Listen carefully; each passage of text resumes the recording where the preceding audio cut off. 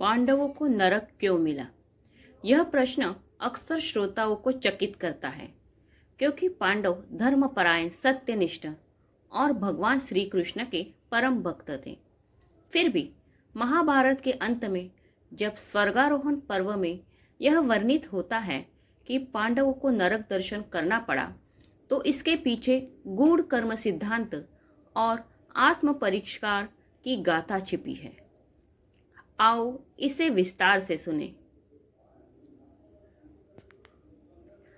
स्वर्गारोहण पर्व की कथा, महाभारत का अंतिम अध्याय।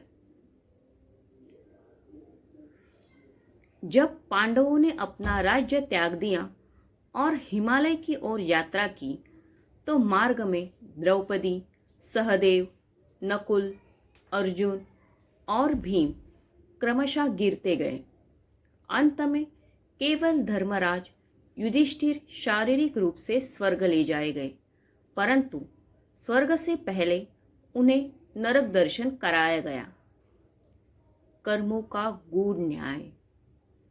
युधिष्ठिर जैसे धर्मात्मा को भी कुछ कर्मों के लिए नरक दर्शन मिला, जैसे झूठ बोलना। युधिष्ठिर ने अश्वत्थामा की मृत्यु के समय यह कहा, अश्वत्थामा हतैति नरो वा कुंजरो वा।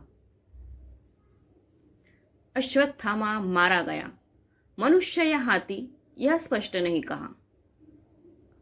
यह एक अर्ध सत्य था जो युद्ध में रणनीति के रूप में बोला गया, परंतु धर्म की दृष्टि से वह दोषयुक्त था। द्रौपदी का अपमान न रोक पाना।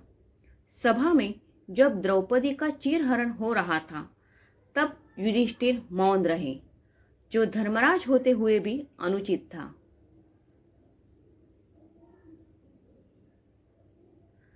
ऐसे सूक्ष्म कर्मों के लिए युधिष्ठिर को थोड़े समय के लिए नरक का दर्शन कराया गया। यह सजा नहीं, आत्मज्ञान और परिपक्वता की प्रक्रिया थी। भीम, अर्जुन, नकुल, सहदेव व द्रौपदी के दोष। भीम, जिसे गर्व था अपनी शक्ति पर।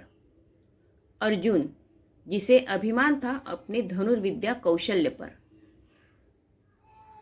नकुल को गर्व था अपने सौंदर्य पर। सहदेव अपने ज्ञान पर गर्व था। द्रौपदी पांचों में से अर्जुन को अधिक प्रिय मानती थी। यह पक्षपात था।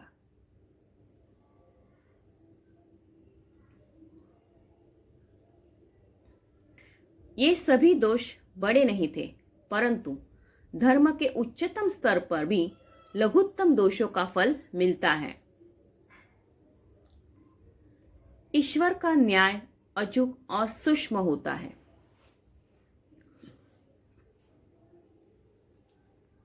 परम सत्य। नरक भी भगवान की कृपा है। नरक भी यदि भगवान के निर्देश से मिले तो वह भी मोक्ष का मार्ग बन सकता है। पांडवों को नरक अनंत काल के लिए नहीं मिला, केवल क्षणिक दर्शन कराया गया, जिससे वो अपने शेष दोषों से मुक्त होकर पूर्ण ब्रह्मलोक को प्राप्त हो सके। गीता का समर्थन।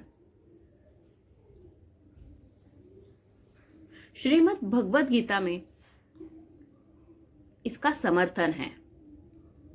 गहना कर्मणो गति, अर्थात कर्म की गति गूढ़ है, जिसे सामान्य बुद्धि से समझना कठिन है। पांडव महान थे, परंतु वे भी मनुष्य रूप में थे। मनुष्य के छोटे से छोटे दोष का भी फल उसे मिलता है, विशेषकर जब वह धर्म का आदर्श हो। उनके नरक दर्शन का उद्देश्य दंड देना नहीं, बल्कि पुनः शुद्ध करना और मोक्ष का द्वार खोलना था।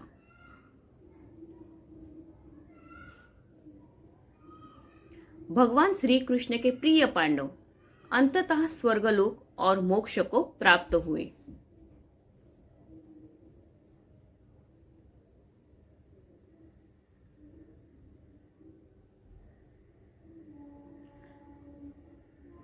अगर आपको ये वीडियो पसंद आया है तो प्लीज़ वीडियो को लाइक कीजिए, शेयर कीजिए और सब्सक्राइब कीजिए।